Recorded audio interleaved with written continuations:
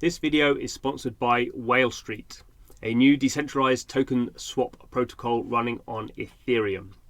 Now, Wale Street is designed in particular to allow people to swap very large amounts of tokens, but it has a sort of gamified NFT based structure around it. I'm not going to go through this entire blog post, as you can see. I'm just going to head to the summary. And so what Wale Street is designed to do is allow people to make massive currency swaps without crashing the system. It has a token called LST, and if you contribute to the liquidity, you earn this shrimp token, which is both of these are ERC20 tokens. Shrimp token is a kind of reward token, but you need the shrimp token as well to bid for and buy NFTs. And the NFTs are what allow you to make a swap. If you have the NFT, you become a swap master. You set the terms of the whale swap, what tokens to swap and when, and also the percentage of the fee you get. Everyone is rewarded in shrimp for the process that goes on here. As I say, this is super interesting, rather complicated. I suggest if you're interested, you go and check the blog post. But thanks for the sponsorship. Hello and welcome to Blockchain Gaming World with me, John Jordan.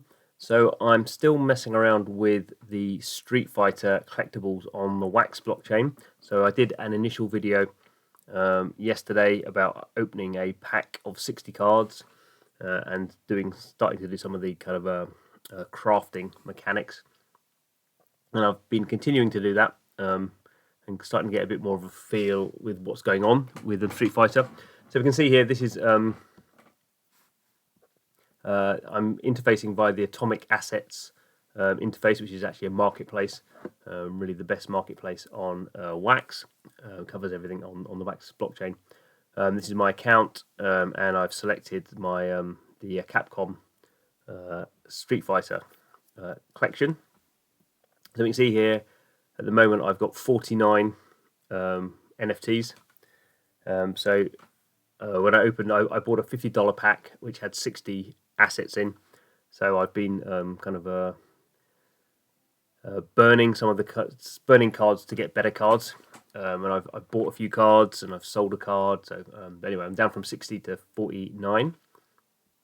The total estimated value here is now $138. So obviously I spent $50 buying buying a pack, and when I opened it, the value then was estimated at $99. Although every time you do a transaction, you basically lose 10%. So the various people in the market take a share of it. So you lose 10% of your of the sale price. So you can kind of start to get an idea that the obviously this price here is set by the price of these things, whether I've put them on for sale or not. And also, I'm hopefully, if I'm lucky, some of the kind of what they call the build cards, the kind of like the entry-level cards, when you combine them, you might get something a bit more valuable. So we can start to see here with some of these. So these are cards that have been created by burning other cards, and the more the power number here is how many cards you've kind of consumed to get to that level. So for this one here, this G card, power level 3, I've basically burnt 2 cards to create the power 1, and then I've burnt another 2 cards to create it, to boost it up to level 3. So this is the 4 cards have been spent kind of creating that. This makes sense. So this is the most high powered card I've got. Colin power 5. So get it right. 6 4. So 6 cards have been used to create this one. And I've put this on sale for 125 wax, which is probably unlikely to get sold at that rate. But anyway, so always when I kind of mess around with these kind of collectibles, I always like to kind of buy and sell just to get a feeling for what's going on in the market, what's cheap, what's expensive, particularly in the early stages of a collection. We're in a process of what we call price discovery, so no one knows what the value of these things are. Obviously, there are people with deep pockets who really like this sort of stuff, probably coming in and collecting it and buying stuff up.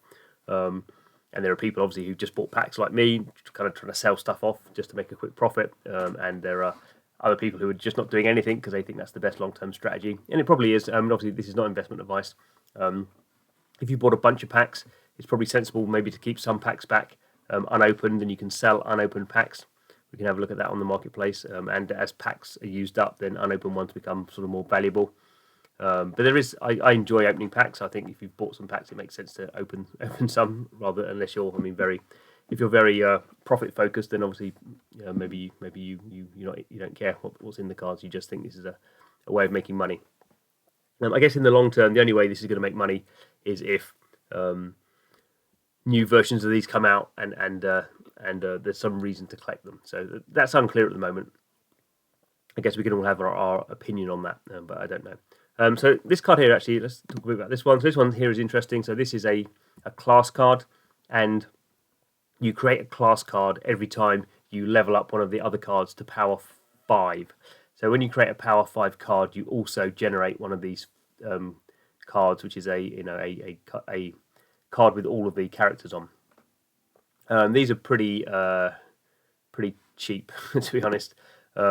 So the price of these, let's have a look. So yeah, so if I was going to sell this, they're currently suggesting 4 wax, which is 39 cents. So considering it takes you, you need to burn 6 cards to get to this stage, and the cheapest cards that I've seen are about 10 wax. So that's 60 wax, and obviously this is like a bonus card. So, but these are not very valuable. Just point that out. So you can see other things to see. So some of these cards, these are these ones I've created, and they all have different sort of rarities. So they all have this sort of animation. So you can see the kind of shininess. This one has a kind of a sparkle. So it's called a weld card. Get that right. Some action cards here. So you get different percentage drops on these. But none of these are particularly valuable. What's this birdie one doing? So you kind of see these ones where they kind of in the early days go for weird prices. So this one went for 100 wax to $2, $9 there. But most of them you can see when they're the pricing, they're going for about 22, 24 wax, a couple of dollars. I think in all these kind of scenarios, what you want to do is you want to focus on particular kind of things. So you want to sell off a certain number of cards, and then focus on actually what you care about. So whether you care about a character, or whether you think there are certain characters that are more valuable, then those are probably the ones to focus on. You can see I've got some. Have a look here. So you can see what I'm listing at the moment. I've listed some stuff. None of it's not really selling. So I've listed these at slightly ridiculous values. So because we're in a kind of price discovery mechanic moment at the moment. I think it's always worth setting things at some high prices, just to see, because you just don't know what's going to happen. But clearly, at the moment, these are not being. No one's going to buy these, and I have actually sold one. Let's have a look. So I sold this card here for 20 wax, so $2, which wasn't too bad. And then someone else the person who's bought this has then gone on and put this card on auction. So now I've sold one, and you can see all the ones I've bought. So here's a whole bunch of. I've basically been buying a lot of these cards, these cheap cards, just to burn them to level up the other cards I've got. So yeah, so I've bought 1, 2, 3, 4, 5 choline cards, 6 choline cards, and 2 G cards. So I've spent about, whatever that is, how many dollars is that? 1, 2, 3, 4, 5, 6, 7, 8. So I spent $8 buying these cards. So that's how it's going. I'm not seeing a lot of. Actually, let's go and have a look at the marketplace. So let's go and look at what's going on in the marketplace. So we can see here. We're going to look at let's look at packs. So we can see packs. So these are people who have not opened their packs. As I say, you can sell packs. So these packs, this is being shown by the newest listings. So these are 60 cards in a pack. So these were selling for $50. We can see here people are trying to sell those packs at double the price. We can have a look at the cheapest ones. So the cheapest ones are going to come in here at, these are the ones with 10 cards in, which I seem, in my head, seem to think they were going for $5, but someone told me they're going for $10. So the cheapest packs you can buy now, because the packs are no longer available. So if you want to buy a pack, which is obviously a random sort of drop, you're going to have to pay $22 for those. I'm not sure I can go and find, no, it's not going to show me. So we could do, the other funny thing is to go and look at the highest price. And some people just set these ridiculous prices. So this one, you can't even see. This is selling for $1 million. Oh no, I don't even know how many. Yeah, obviously no one's ever going to buy anything for that amount of money, even as a mistake. I don't know why people do that really. This one's interesting. It looks like there's 10, so you get 600. Is it like saying there's a bundle of? Oh, okay. So there's 10 packs of these, but they're all going at that price. So this one here is selling for, let's see, you can't even see, it's selling for $1 million, $1 million for something that was $10 to buy. So yeah, so I don't know why people buy it. Don't know why people do that. It just seems odd to me, because obviously no one's going to buy that. Anyway, if we look at the actual characters, we could look at so the build cards are the ones you can burn. So let's have a look at. Oh, what am I doing here? Why is that doing that? Look at the lowest. Oh, because I'm looking at packs. All right. So look at series. So the cheapest. No, let's go to the build ones. So these are the cheapest character cards you can then consume. So we can see here, it's pretty clear that 9 wax seems to be. That's what I saw yesterday, was kind of 9 wax seems to be the kind of floor price. So you can kind of see the characters people don't like. So there's a Choline there. Ed, people don't like. Zeku, people don't like. Balrog's not looking too popular. So you can kind of start to see. Basically, at the bottom level, there's just a lot of cards that people are looking. People obviously don't care, and people just want to sell off cards. But you can start to get an idea of what cards people are not viewing particularly favourably, because all these ones you're seeing a lot of these kind of cards. It's all pretty much the same characters. Oh, there's Juru. Then there's another one there. But you're not seeing the most popular, a whole bunch of those. Oh, wow, interesting pricing. But even though these change from like 11 to 12 wax to 13 wax, it's all pretty much the same. It's not increasing the price actually very much. So we can see, even though we can see, I guess that these are not the famous Street Fighter kind of characters that people are. Street Fighter 5. This is. These are not the kind of exciting characters that people are looking for. So you can start to see now we're getting up to it's 12. Okay, so in contrast here we have Shin Li, I guess one of the better known kind of character in Street Fighter, and these are, again, we're looking at the lowest price of these, and the lowest price of these is 85 wax. So we've gone from kind of 9 to 10 to 11 to 12 for some of these minor characters, to 85 wax. So $8 is the cheapest you can find these characters, and obviously this is just because they have a higher recognition. And it's also interesting, actually, if we go and just look at the cheapest generally characters. Actually, no, these are if we go to series. So the what we call the build cards, so the ones that you use as fuel to kind of level up, those are going for 85 wax. Whereas some of these ones, these are the kind of the most common cards when you combine 2 of them together.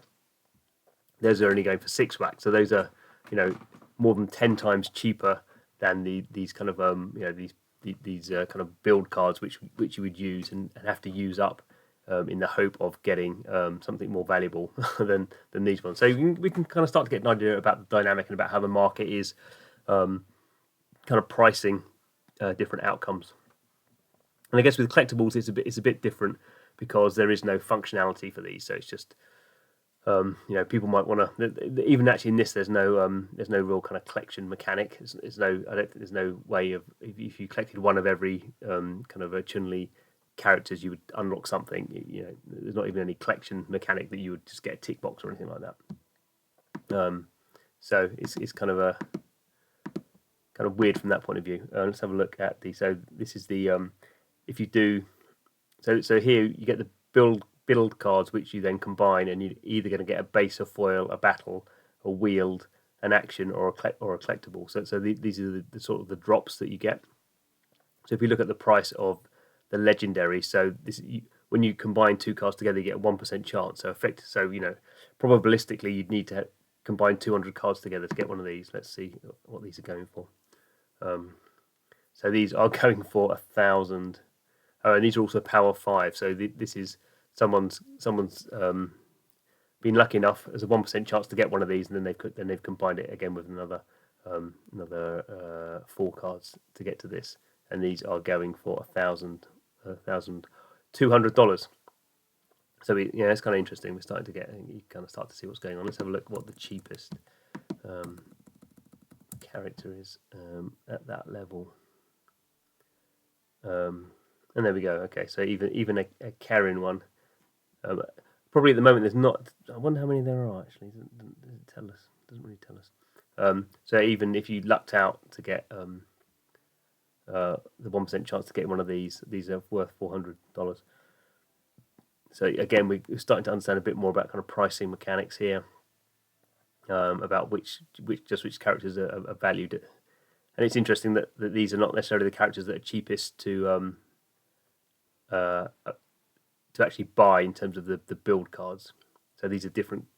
So these are the cheapest legendary versions, but if you look at the actual build characters, these are not the ones that are the cheapest. There's not like people like G and those sort of characters. Anyway, as I say, this is all kind of interesting stuff, and I always find blockchain stuff like this is interesting because the value of these cards is very created by the market.